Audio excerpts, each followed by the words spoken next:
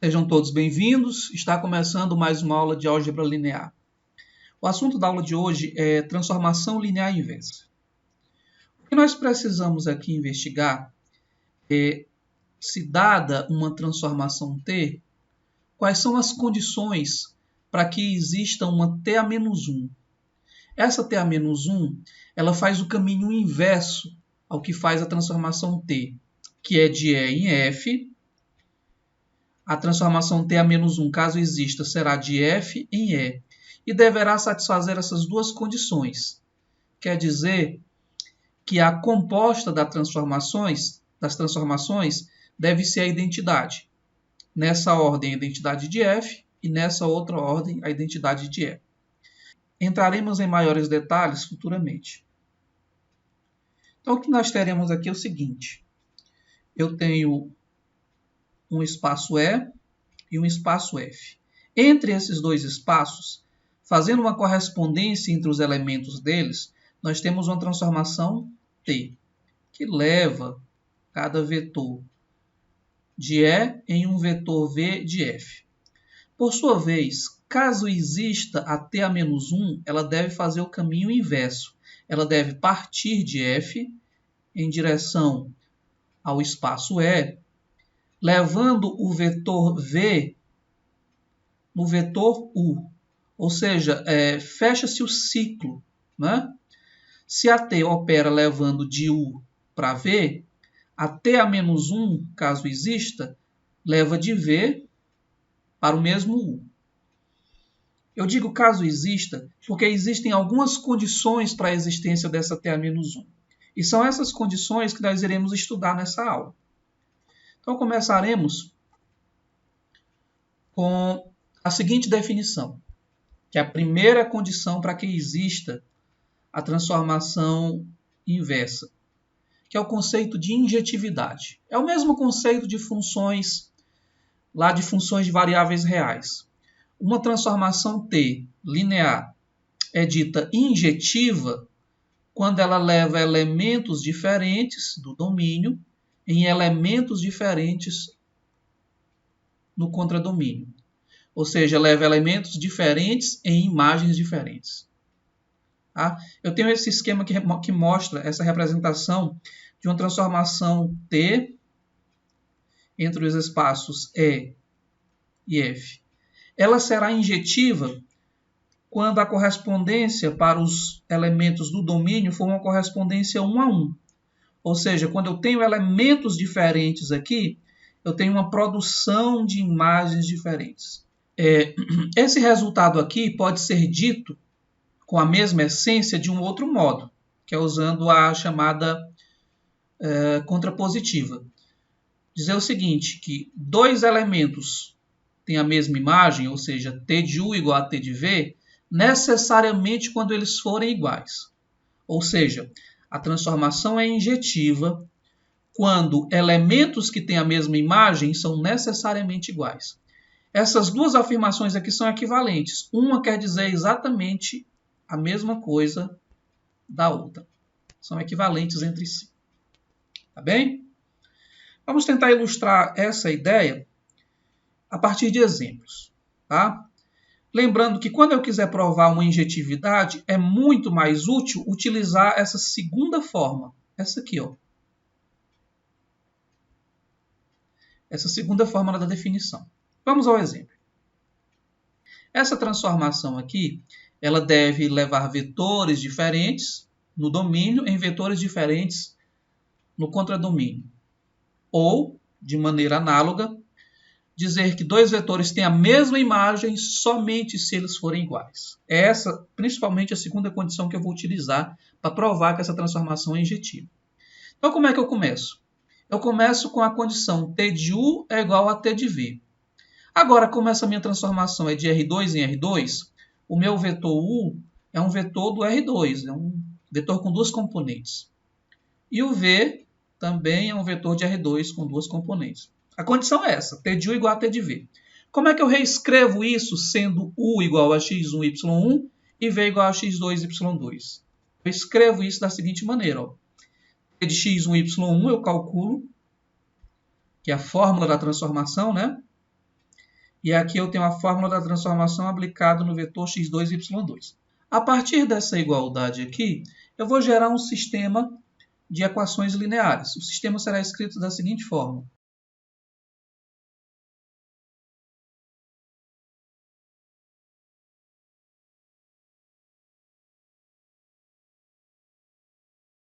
Vamos procurar sempre dar significado às coisas. O que eu quero? Mostrar que essa transformação é injetiva. Como é que eu começo? Eu começo dizendo que t de u é igual a t de v. Faço as contas e qual foi a conclusão que eu tirei?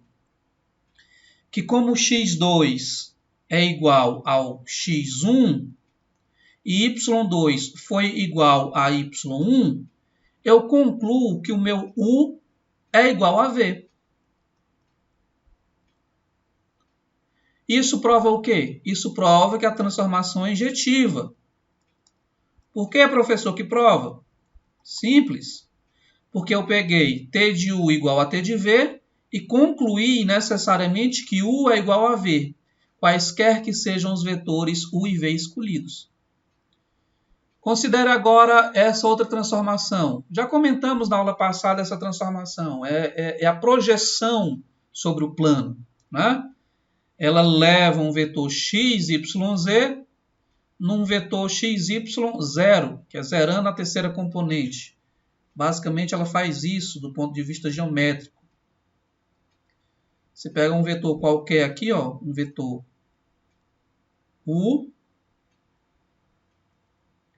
ele transforma nesse vetor aqui, ó, que é projetando sobre o plano, né, o plano x, y. Ele pega um vetor qualquer no espaço x, y, z e projeta sobre o plano x, y.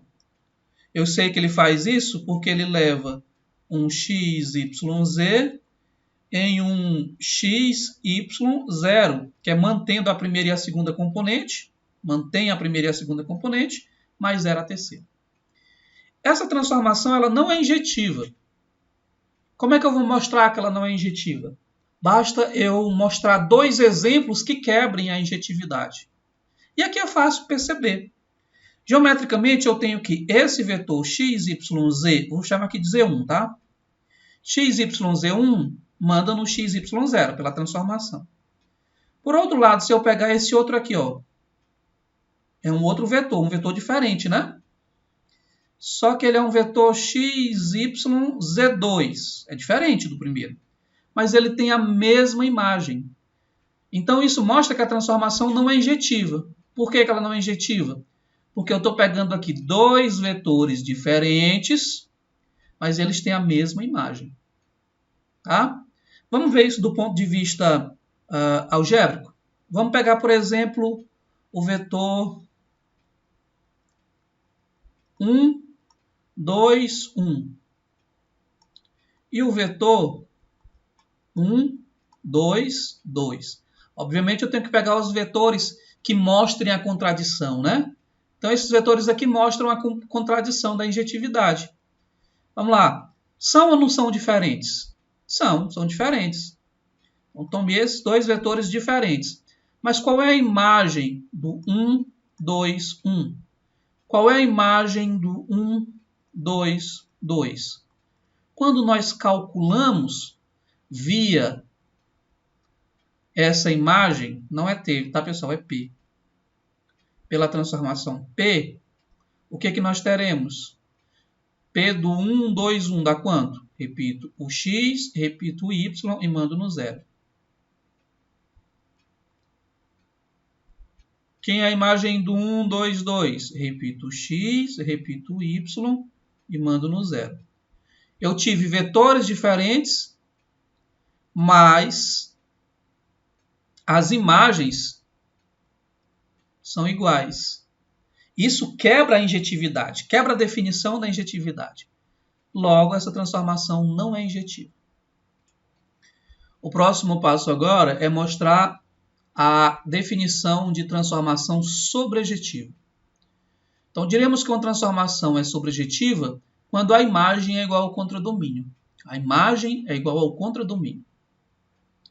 Isso significa dizer que todo vetor do contradomínio possui um vetor no domínio, onde esse vetor no domínio é levado pela transformação T no vetor V.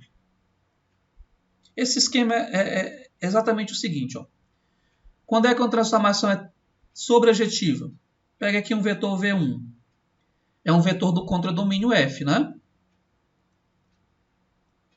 Um vetor do contradomínio F.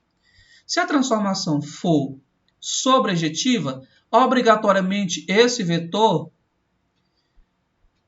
ele tem que estar na imagem. Ou seja, existe um vetor no domínio que é levado nele pela T. Tá? Esse vetor aqui, V2, ele está no contradomínio. Mas, para que a transformação seja sobrejetiva, ele tem que estar na imagem. E para ele estar na imagem, tem que ter um vetor lá no domínio que é levado nele pela T. E assim acontece com todos os vetores do espaço. Dado um vetor do espaço, ele tem que estar na imagem, ou seja, deverá existir um vetor no domínio que é levado nele pela transformação T. Aqui nós temos o esquema de uma transformação T que é sobrejetiva. Eu vou mostrar aqui um esquema de uma que não é sobrejetiva. É fácil. Eu posso, por exemplo, pegar V1, V2, até um certo Vn aqui, ó. Pegar esses vetores, que são vetores do contradomínio F, e garantir que existem vetores no domínio que mandam nele.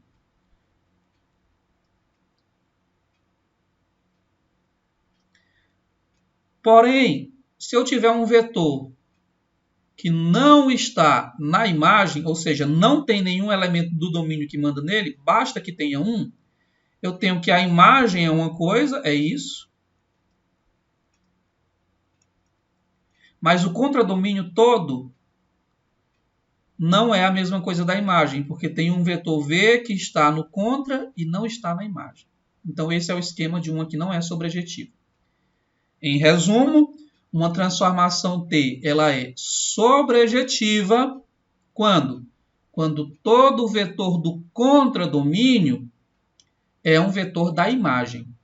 Nesse caso acontece, mas nesse caso não acontece, porque esse vetorzinho aqui, o V, ele está no contradomínio e não está na imagem. Tá? Um procedimento também muito útil na hora de mostrar que uma transformação é sobrejetiva é calcular a dimensão da imagem e mostrar que ela coincide com a dimensão do contradomínio. Vamos mostrar que ela é sobrejetiva. De acordo com a definição, para que ela seja sobrejetiva, então, dado um vetor qualquer, um vetor AB, eu tenho que exibir um vetor XY que é levado no vetor AB. Tá? Aqui é a mesma coisa de escrever T de XY igual a AB. Tá? Pronto, tá aqui, né? Tá certo? Ok, mas quem é T de XY? De acordo com a fórmula, é dado por x mais y e x menos y. A partir daqui eu monto um sistema.